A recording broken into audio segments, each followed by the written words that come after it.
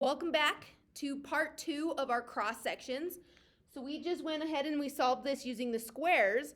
We're going to see how this relates to equilateral and semicircle. Okay, again, we're just finding the cross sections. So if we were going to have equilateral triangles, they're going to do something like this.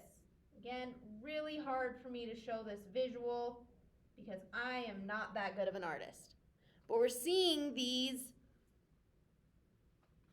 triangles creating our volume, and each triangle is going to be an equilateral triangle, okay? And the side length is still going to be based off of here. So if you remember the formula, this is going to be side squared times the square root of 3 over 4. Well, that's interesting because we use side squared for our squares.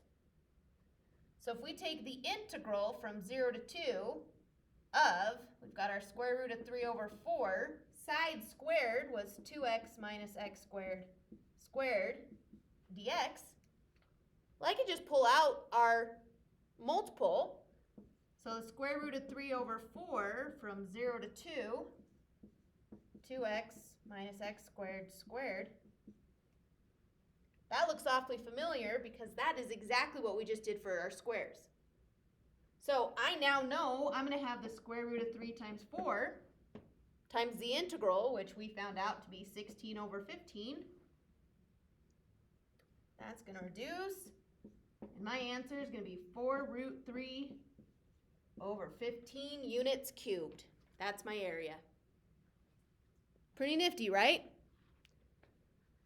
Hard visual, easy process. Finding the area of our cross section, putting it into our integral. So our last one is semicircles. So our semicircles are just doing something similar to this to create whatever our 3D shape is. So we're seeing these semicircles being cut with a base given by our two equations. So here we need to know the radius, right? Because we're looking for pi r squared over 2. Our radius is only going to be half the distance between our two functions. So when we set this one up, we're going to have our 2x minus x squared, and I'm going to put it over 2 squared. The radius is half the side, so that's why I'm dividing it by 2, squaring it because of pi r squared. And since it's a semicircle, we're looking for half the circle. Okay? So we set it up. Here's the area of our semicircle based on the side 2x minus x squared. Cut it in half for my radius.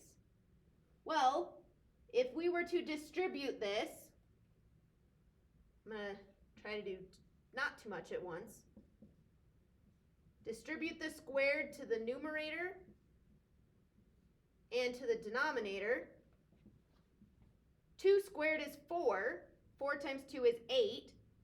So now I have a pi over 8 as my constant multiple. So I'll pull that out front. And again, I am left with that original integral that we found with squares. So we already know the answer to this integral is 16 over 15. So I have pi over 8 times 16 over 15. And this is going to give me 2 pi over 15 units cubed. Okay, so cross sections. All you have to do is find the area of your cross section, your square, rectangle, triangle, whatever. They're going to give you that information. And then you just have to add them all together. Simple enough. Adding them together, I mean our integrals, right? Okay, good luck. If you have questions, let me know.